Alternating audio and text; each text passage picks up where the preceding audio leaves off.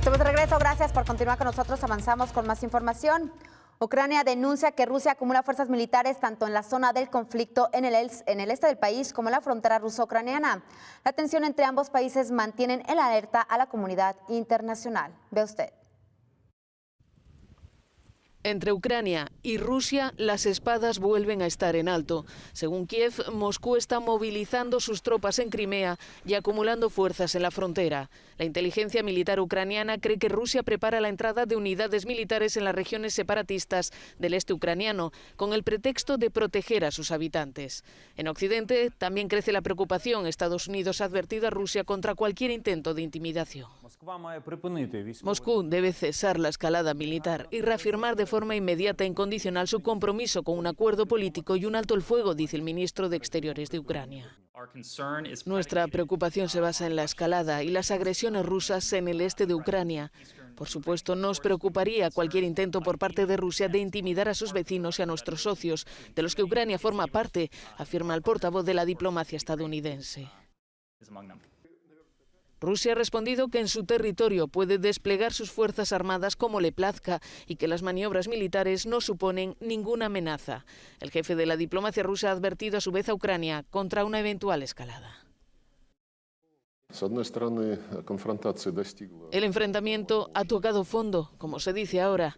En mi alma persiste la esperanza de que estemos tratando con gente adulta, que se dé cuenta de los riesgos que conlleva una mayor escalada en esta confrontación, dice Sergei Lavrov. El Pentágono ha puesto a sus tropas en Europa en fase de vigilancia máxima ante una potencial crisis inminente. Estados Unidos también ha planteado la situación en Ucrania a sus socios de la OTAN. Desde que comenzó en 2014, la guerra en el este de Ucrania se ha cobrado más de 13.000 vidas. Para abordar este tema, saludamos con muchísimo gusto, le damos la bienvenida a nuestro colaborador Carlos Ramírez Powell. Carlos, ¿qué tal? Muy buenos días, te escuchamos, por favor. Felices vacaciones para todos nuestros televidentes aquí en Señal Global. Mira, interesante el último dato que menciona la nota, cuando dice que son más de 13.000 bajas las que se sufrieron durante el conflicto del 2014 hasta el 2021. Por supuesto que estamos hablando de una subestimación probablemente de un orden de magnitud. Habría que agregarle un cero. Simplemente en las operaciones militares de septiembre del 2015, en los bolsones del sureste de Donbass, quedaron capturados o fueron puestos fuera de combate aproximadamente 70.000 tropas ucranianas. Muchas de ellas, por cierto, que aceptaron en la rendición integrarse como ciudadanos rusos, eso en el 2015. Entonces el número de bajas es muy superior al mencionado. Por otro lado, hay que mencionar que en este momento Zelensky, el presidente de Ucrania, está en un punto muerto de su presidencia, en el sentido de que tiene un conflicto constitucional en el interior, en donde la Suprema Corte de Justicia ha declarado inconstitucionales todas las reformas legales que llevaron a la creación de NABU, que es la unidad tráfico de influencias, antinarcóticos, anticorrupción de Ucrania.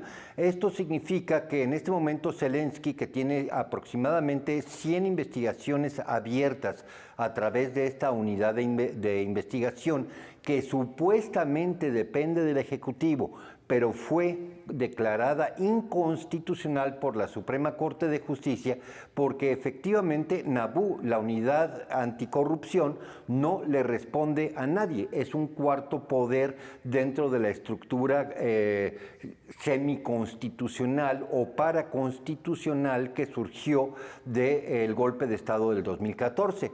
Este conflicto interno en Ucrania ha motivado, entre otras cosas, que tengamos una situación de una gran fragilidad económica. Hay que recordar que Ucrania ha estado en caída libre de los últimos 7 años, 5, y que no ha tenido Zelensky ninguna posibilidad de reconstituir un programa económico para la reconstrucción, puesto que sus socios en Europa Occidental simple y sencillamente no han querido entregar dinero.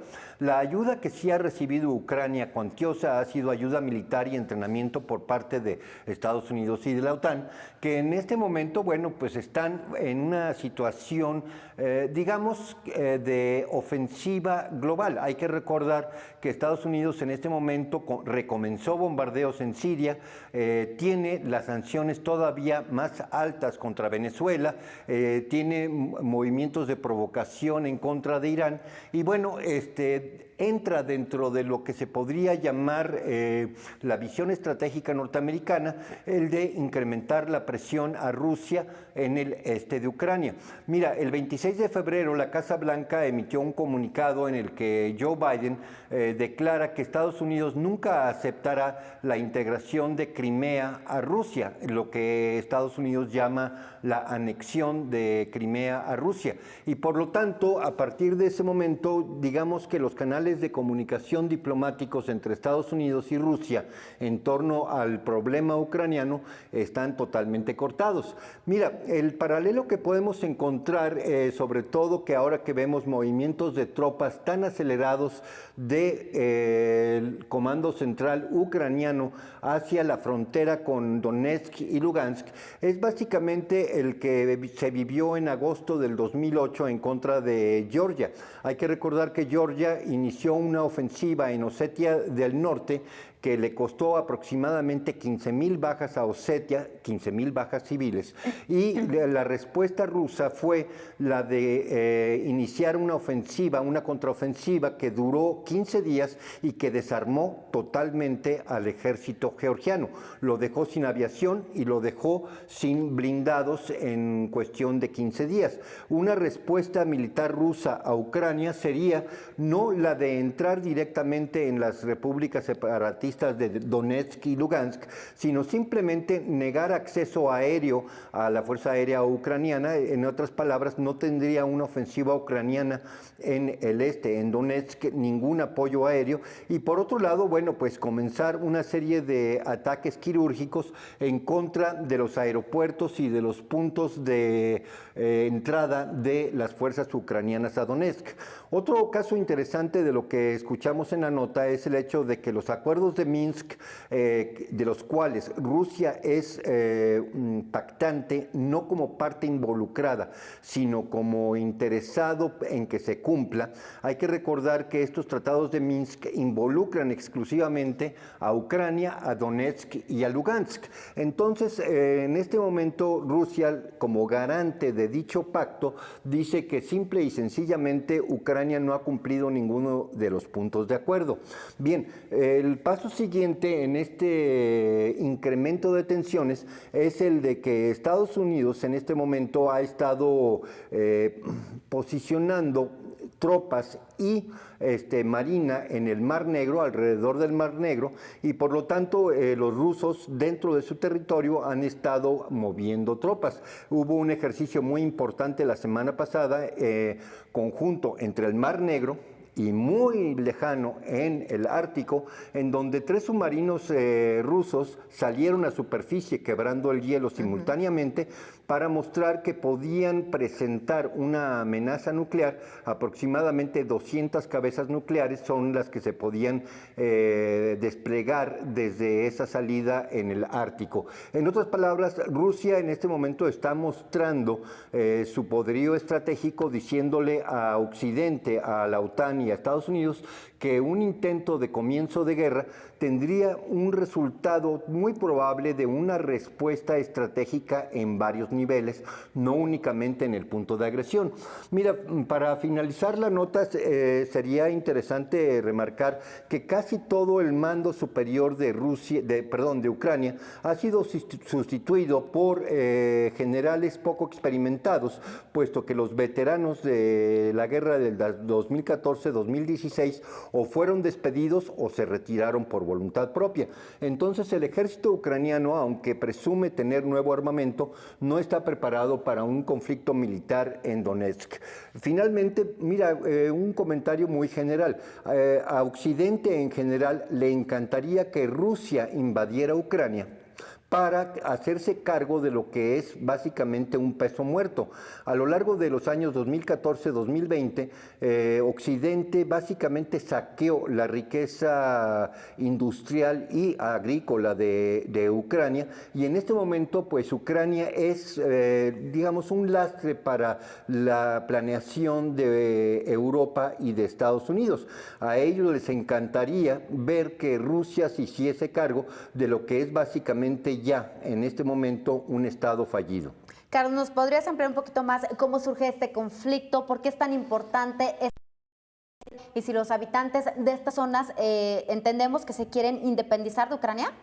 Mira, Donetsk y Lugansk efectivamente desde un principio pidieron, incluso a través de un referéndum, reintegrarse a Rusia, en donde en Donetsk la votación fue 85% a favor y en Lugansk aproximadamente 75%. La consideración estratégica de Vladimir Putin en torno a esto para rechazar la petición de integración a la Federación Rusa fue de que esto dejaría a Ucrania Occidental totalmente en manos de los neonazis banderistas de Kiev y del occidente de Ucrania.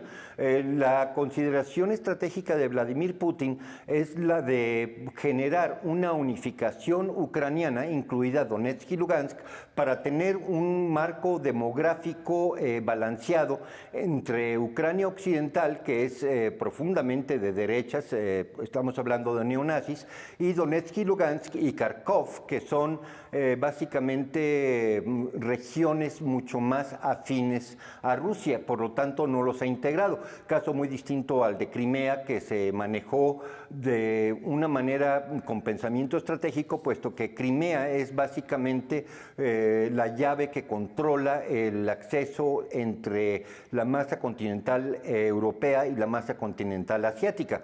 Entonces, mira, una vez que se dio el golpe de Estado en contra de Yanukovych en el 2014-2015, básicamente Estados Unidos, su objetivo estratégico no era Kiev, sino Sebastopol, esto es el puerto de altura ruso en Crimea. Y al ver ese plan fallido, básicamente, a partir de ese momento se gestó lo que ha sido un conflicto de muy largo plazo. Pues estaremos muy pendientes de cómo va avanzando esta tensión entre ambos países y la respuesta también de Occidente al respecto. Muchísimas gracias, Carlos, te mandamos un abrazo.